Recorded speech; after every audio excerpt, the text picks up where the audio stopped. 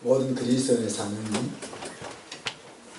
곤핍한 영혼을 세우고 살리는 거다. 지난 시간에 나누었던 내용입니다. 그러기 위해서 우리는 하나님으로부터 살아난 경험이 있어야 되고, 또 이사야에게 말씀하셨던 것처럼 들을 수 있는 귀와 들리게 하는 그 혀, 입술, 그것이 지도자가 가져야 될 자질이라고 말할 수 있고, 또 그리스도인에게 하나님이 그 자질을 다 주셔서 우리의 비전과 꿈이 어떠하든지 간에 삶 가운데 이 일을 행해 나가야 될 줄로 우리가 생각합니다. 덥죠? 네, 에어컨 좀 틀죠? 네. 저만 더운 줄 알았더니만 여러분도 다 더우신 것 같아요. 뒤에 가운데 에어컨도 틀으시고. 한 번 더 틀죠.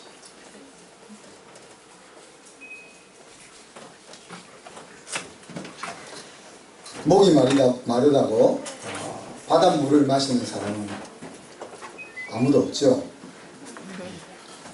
모르고 마셨다가도 뱉어버리기 때문에 그렇습니다. 근데 이런 어리석은 생각을 해봅니다. 소금의 양을 조금씩 올려 천천히 오랜 시간 한 10년에 걸쳐서 농도를 높이면 어떨까? 소금물의 양이 한 3% 된다니까 그래도 알아채겠죠. 근데 요즘 음식의 트렌드는 매콤달콤한 것입니다. 그래서 요즘 아이들이 좋아하는 음식을 딱 먹으니까 저는 맛이 없어요. 너무 달아요. 근데 우리 아이들은 그 음식을 굉장히 좋아합니다. 그리고 달지 않은 음식은 맛이 없다고 그렇게 우리 아이들은 생각하죠. 오랜 세월 동안 정상꾼들이 단맛으로 우리 아이들의 입맛을 길들여 버렸기 때문에 이런 일이 일어난 것 같습니다. 사탄이 사람을 망하는 길로 몰아가는 전략 중에 하나도 동일하지 않겠나 생각을 해봅니다. 서서히 물들게 하는 거죠. 그리하여서 무디어지게 만드는 겁니다. 하나님을 믿지 못하게 할 수는 없다면 적어도 하나님의 자녀로 살지 못하게, 하나님의 자녀의 권세를 사용하며 살지 못하도록 만드는 전략을 쓰고 있는 거죠. 그렇지만 하나님께서는 나는 결단코 내 영광을 다른 것에게 빼앗기지 않겠다라고 거듭 말씀하셨고, 그 하나님의 마음이 오늘 우리를 향하여 안타까운 초대의 말씀으로 이어지고 있습니다. 너희는 어찌하여 하는 말씀으로 이어지고 있습니다. 하나님께서 이렇게 부르십니다. 너희 목마른 자들아 물로 나오라. 목이 마른데도 탄산음료 앞에 줄 서 있는 아이들을 향해서 엄마 아빠들은 이야기합니다. 야, 물을 마셔야 갈증이 없어져. 그렇게 말씀하시는 것과 똑같은 거죠. 우리가 엉뚱한 것을 먹어서 갈증을 없애보려고 가고 있는데, 하나님께서는 야, 아니야, 그건 마시면 계속 목말라. 그러니 나에게 와서 정말 목마르지 않게 해줄 것을 마셔라. 그렇게 말씀하고 있는 거죠. 돈 없는 자도 오라. 그렇게 초대합니다. 물 살 돈이 없어 못 가요 라고 하는 핑계를 차단하면서 그런 핑계하지 말고 나에게 오라. 그렇게 말씀하십니다. 돈 없이 값 없이 포도주와 젖을 사라고 말씀하십니다. 이것은 돈과 값을 치를 필요가 없다. 이미 내가 다 치러 놓았으니까 내가 이미 값을 치른 것을 너는 취해서 마셔라. 그렇게 초대하고 있는 것입니다. 그러면서 너희가 어찌하여, 오늘 설교의 제목처럼 하나님의 안타까운 탄식의 소리를 우리의 가슴에 들려주시는 거죠. 어찌하여 양식 아닌 것을 위하여 은을 달아주며 배부르게 못할 것을 위하여 수고하느냐 하는 이 두 마디 속에 자기 자녀를 향한 안타까움이 담겨 있습니다. 여러분, 건강하게 살려면은 좋은 음식을 먹어야 하잖아요. 그런데 몸에 에너지를 공급해주는 그런 음식이 아닌 다른 것에 돈을 지불하고 있는 것을 탄식하고 계신 것입니다. 밥은 먹지 않고 과자만 먹는, 심한 경우는 밥 대신 술을 사 먹더라고요. 식사는 5,000원짜리 음식을 먹고 커피는 7,000원짜리 마시는 그런 경우도 있죠. 하여튼 건강하게 살려면 좋은 음식을 먹어야 하는데 왜 너의 영혼을 건강하게 먹여줄 수 없는 것을 위해서 그 귀한 물질을 사용하고 있냐, 그렇게 안타까워하십니다. 배부르게 하지 못할 것을 위해서 수고하느냐, 그렇게 말합니다. 어떤 것이 배부르게 하지 못할 것을 향한 수고일까요? 성경은 이것을 헛된 수고라고 말을 하죠. 우리는 종종 우리 자녀들에게 야, 최선을 다해, 그러면 돼 라고 이야기합니다. 근데 이 말은 맞는 부분과 틀린 부분을 함께 가지고 있습니다. 최선을 다하면 된다는 말 속에 있는 함정이 있다는 거죠. 도저히 최선을 다하면은 최선을 다할수록 우리의 집안의 살림에 금이 갑니다. 조직폭력배가 최선을 다하면 상처 입는 사람들이 더 많아집니다. 그래서 우스갯소리지만 최선을 다하는 것이 답이 아니다. 다시 말하면 최선을 다하는 목표와 방향이 더 중요하다는 것이죠. 목표와 방향이 바로 잡히지 않으면 최선을 다할수록, 다시 말하면 수고할수록 더 힘든 인생이 될 수 있다는 것입니다. 목표와 방향이 바로 잡히면 그 최선을 다하는 것이 중요한 과정일 수가 있죠. 그래서 목표와 방향을 바로 잡기만 하면 사실 우리는 최선을 다하는 것에만 신경을 쓰면 됩니다. 거기서 우리가 열매를 얻느냐 못 얻느냐는 하나님이 하실 일이고, 열매를 얻어도 기쁘고 열매를 얻지 못해도 마음의 기쁨이 있게 되기 때문에 그렇습니다. 전도서 2장 11절에는 이렇게 이야기합니다. 그 후에 본즉 내 손으로 한 모든 일과 수고한 모든 수고가 다 헛되어 바람을 잡으려는 것이며 해 아래에서 무익한 것이로다. 그래서 수고해서 살은 인생이 내 영원한 인생에는 아무런 의미가 없이 되어버린 그것을 우리가 헛된 수고라고 이야기할 수 있는 것이죠. 근데 오늘 하나님께서 자기 자녀들이 그 시간을 허송하는, 인생을 허송하는 그 길을 걸어가고 있음에 대해서 탄식하고 있는 것입니다. 어떤 것이 헛된 수고일까요?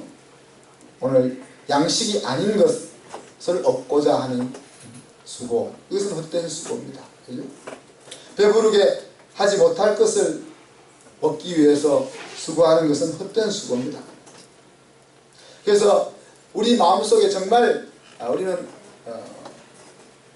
편견 없이 물어야 합니다. 내가 얻고자 하는 그것을 얻으면 정말 배부를까?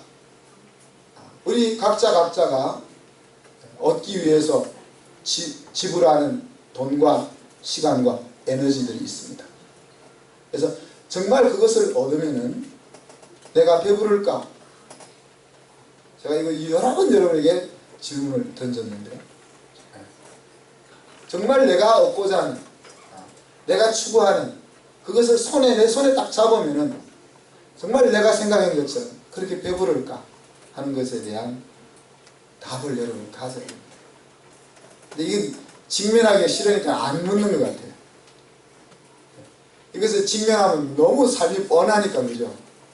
이 옆에 딱 서게 되면 이거는 헛된 것, 이거는 의미 있는 것. 근데 이 헛된 것이 좀 재밌어 보이잖아요.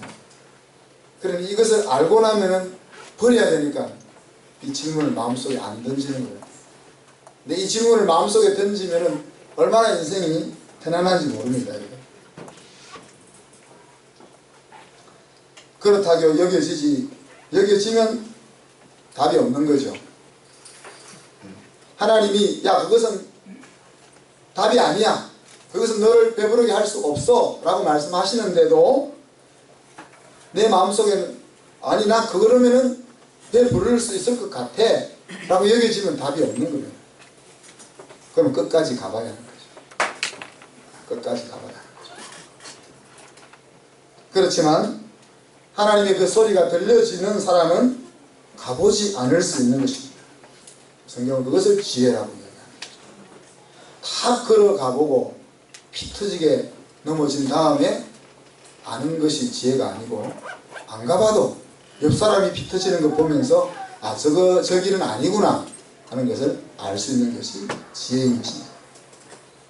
그래서 우리가 항상 생각할 것은 인생은 영원하다는 사실, 이 땅에서 살고 있는 이 80년, 90년, 100년이 하나님이 우리를 위하여 예비해 놓은 인생에 비해서는 경겁과 같다는, 이 찰나와 같다는 그 사실, 그걸 항상 우리 마음속에 담고 있어야 되고, 그렇기 때문에 이 세상을 떠났어도 의미 있는 그것이 무엇인가 하는 것들을 항상 생각하며 살아가야 되는 것입니다. 반대로 가치 있는 수고는 무엇일까요? 내 영혼을 살찌워 주게 하는 양식이 되는 것을 얻는 수고는 가치 있는 것입니다.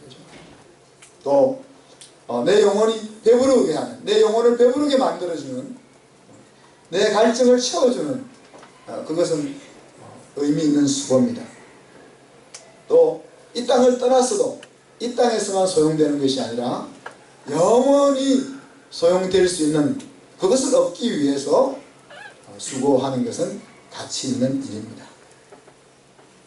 그래서 사실 아는 것 이상으로 취할 수 없다고 저는 생각합니다.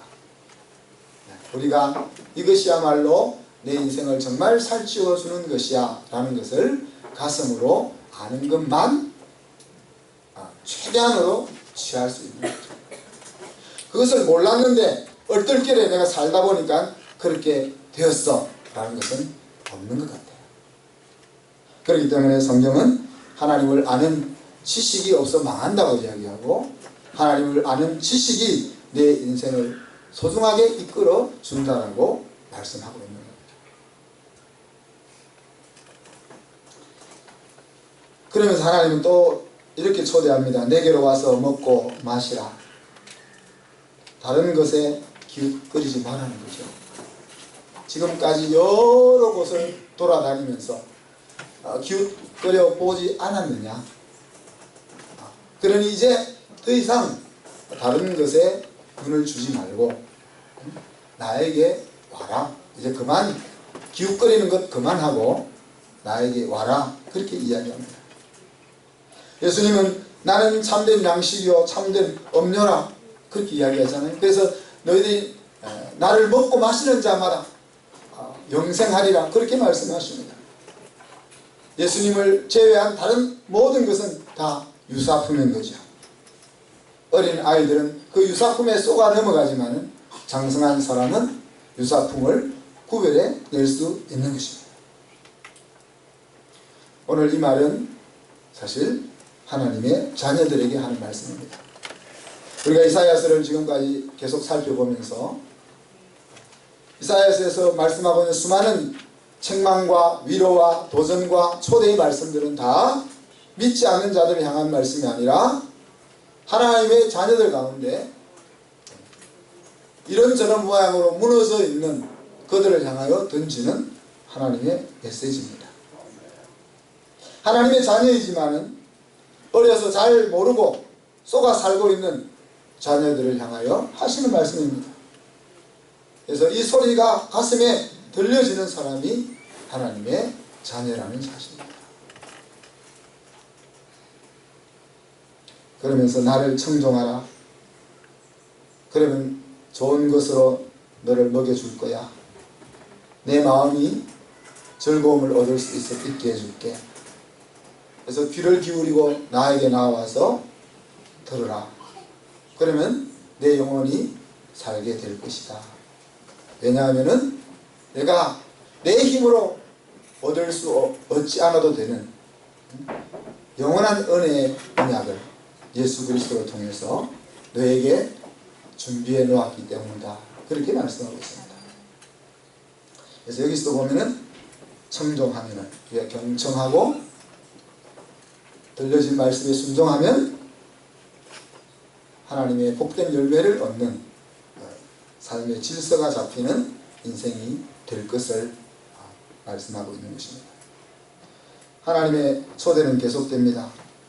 그 초대 가운데서 시간의 절박함을 강조합니다.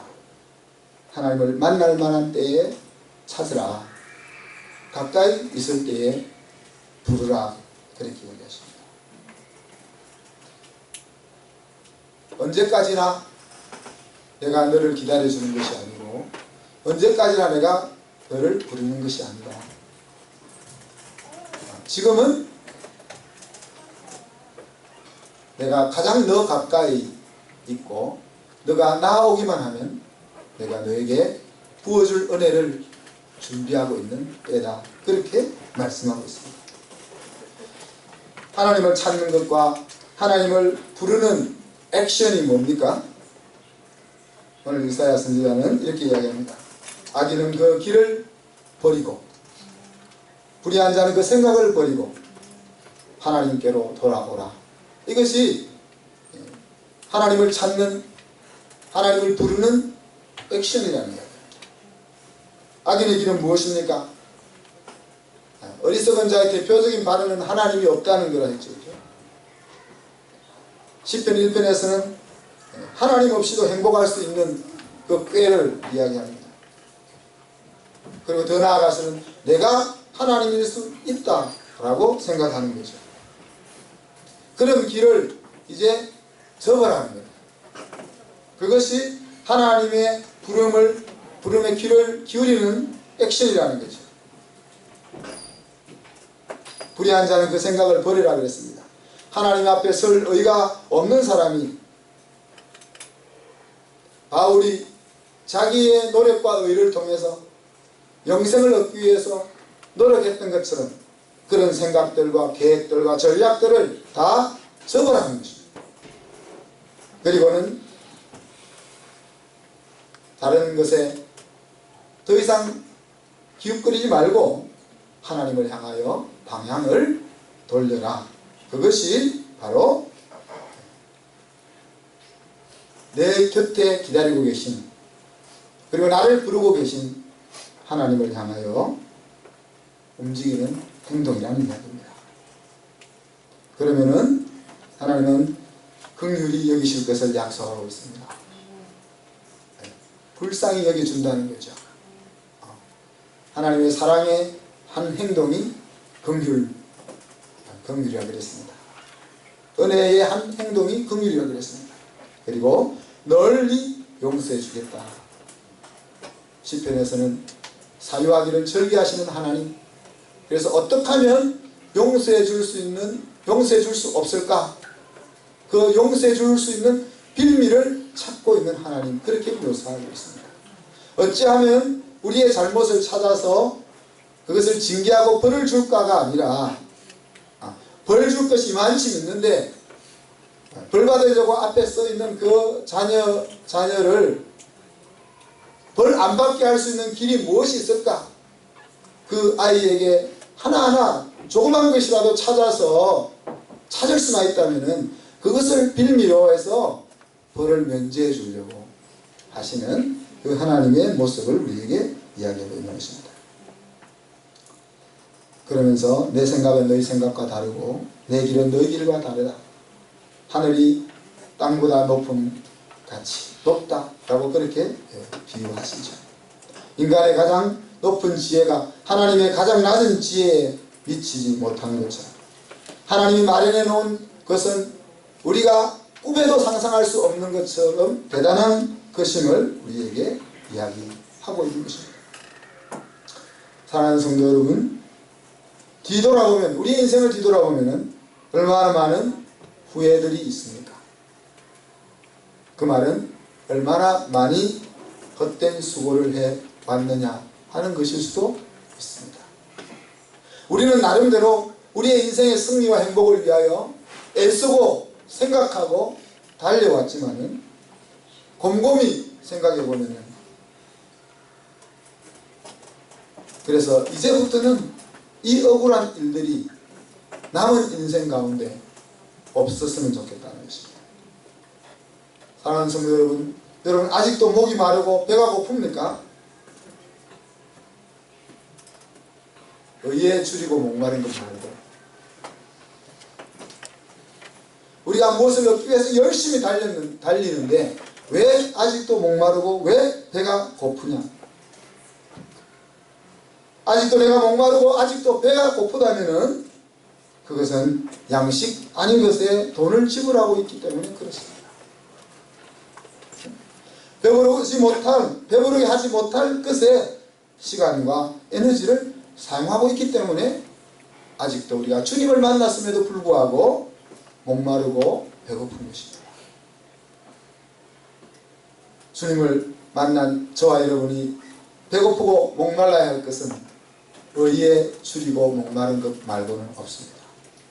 그 다른 어떤 것도 주님의 복음을 만났다면 우리는 이제 더 이상 목마른 것이 아니고 더 이상 배고프지 말아야 하는 것입니다. 비록 내가 육신적으로 결핍한 상황에 있을지라도 환경이 나를 힘들게 둘러싸여 있을지라도 그래서 내가 정말 견디기 힘들다고 육신의 고백이 외쳐지는 상황일지라도 우리의 영혼 깊숙한 곳에서는 만족과 기쁨이 샘솟듯 흘러나오는 것이어야 한다는 거예요. 사랑하는 성도 여러분, 그래서 엉뚱한 것에 우리의 마음을 빼앗기지 말고 다른 것을 볼 수 있는 하나님의 은혜가 저와 여러분에게 임하기를 바랍니다. 안타까운 하나님 아버지의 그 초대가 우리 모두의 가슴 속에 제대로 들려질 수 있는, 그래서 남은 우리의 인생, 지금까지는 어떤 모양으로 억울한 인생을 살았을지언정 앞으로 우리에게 허락되어져 있는 남은 인생에서는 더 이상 배부르지 못할 것에 돈을 지불하고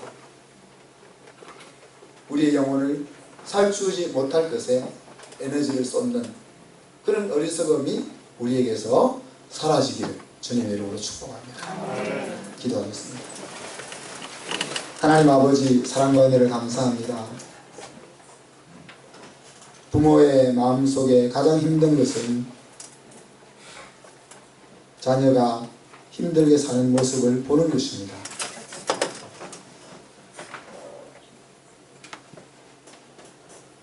오늘 하나님의 마음에 가장 보기 힘든 것은 택함받은 자녀들이 왕의 아들, 딸답게 살지 못하고 거지처럼 힘들게 사는 모습인 것을 우리가 바라봅니다.